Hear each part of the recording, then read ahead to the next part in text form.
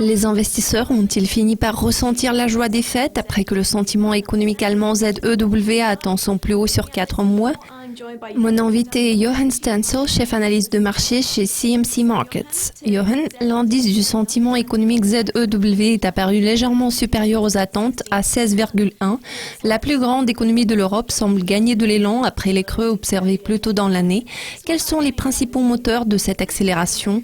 Cette tendance va-t-elle se poursuivre dans la nouvelle année? En ce qui concerne l'Allemagne, nous avons été pessimistes au cours des quelques dernières semaines, mais selon le consensus général, l'année prochaine, sa situation sera plus stable. Il existe certains problèmes dans l'économie allemande, mais en général, la performance économique de l'Allemagne a été stable.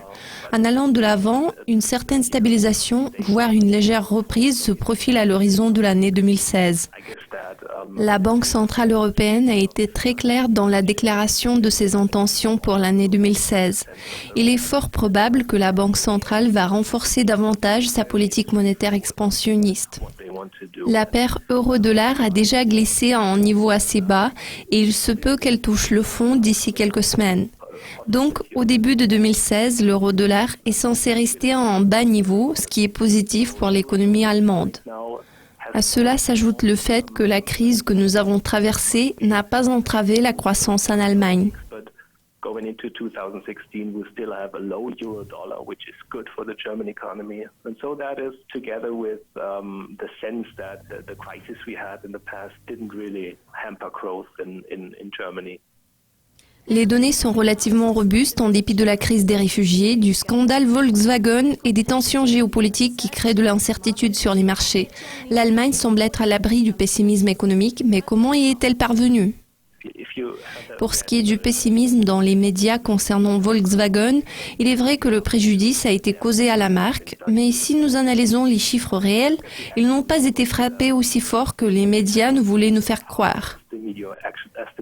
Il existe un bon proverbe en Allemagne, il semble toujours qu'il fasse plus chaud qu'il ne l'est en réalité.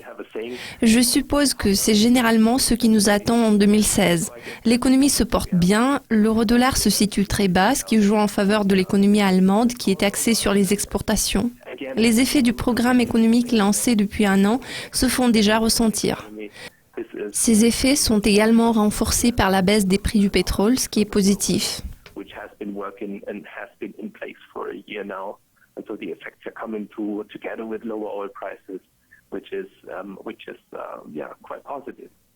Regardons le DAX. Quels ont été les principaux moteurs de cette semaine? Je dirais que la décision sur les taux de la Réserve fédérale a été l'événement clé de cette année. Cette réunion nous a apporté la première hausse de taux en 9 ans. Ils ne l'ont pas fait en septembre à cause de la volatilité en Chine et ils ont fini par le faire ce mercredi.